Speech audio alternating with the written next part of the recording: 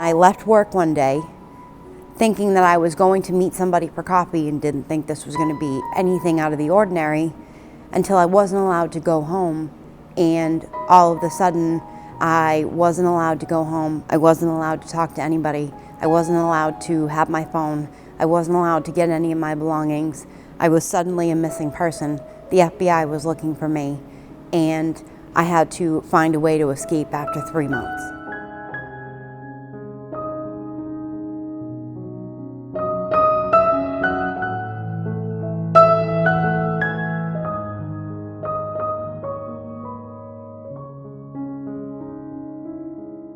Trafficking happens everywhere. It's not just an urban issue, it happens in rural areas, certainly all parts of Maine, and I think we're just really starting to understand that. It affects every single town in every single county in this entire state.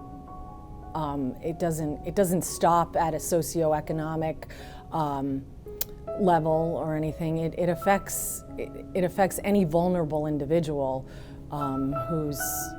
who could be prey for a trafficker. It's tough to see the problem because it's so well hidden, because you drive down the street and you can't tell who's being trafficked or who's engaging in prostitution just by looking at somebody.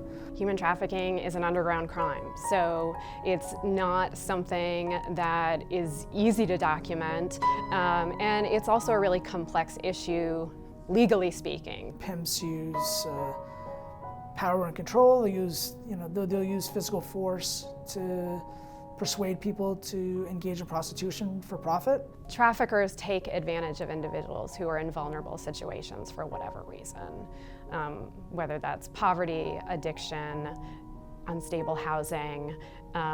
It is taking advantage of someone who isn't able to meet their needs in another way. There are definitely red flags. So things like somebody who doesn't have control over their own movement or who's always accompanied by another individual who speaks for them. So for example, those are things that can become sometimes really apparent in a healthcare situation. If somebody comes into an emergency room seeking help, but somebody else is speaking for them or providing all of the answers and there's some kind of handler, sometimes that's a big red flag.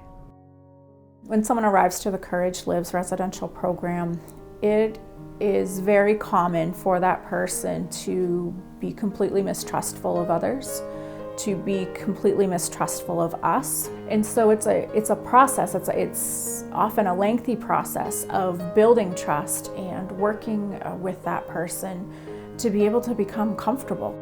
Without the ongoing support that I received from the program and from Carrie and Nason, I don't think that I would be in the place that I am today, because they have just been there with me every step of the way. It's just so necessary to have someone that's not going to give up on you.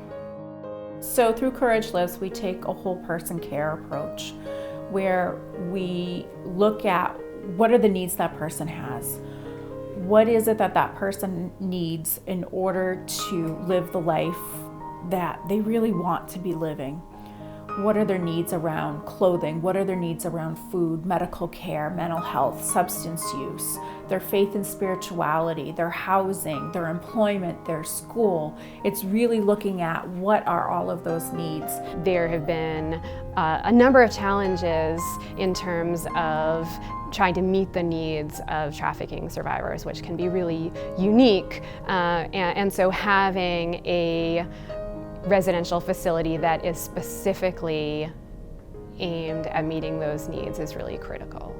I really find the women who go through our program at Courage Lives, as well as the women who are helped through our outpatient, truly have an opportunity to change their lives. There's a person who has all the potential that we have, and they can become very much functioning persons in society, very capable, very bright. It's wonderful to see. They do have home visits. They do reconnect with their family.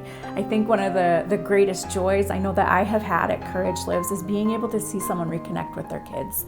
That's just been phenomenal. The minute I walked in the door, I felt okay, like I should be here. And now I love to come home every day. It's kind of like a safe place for me and I love every second of it.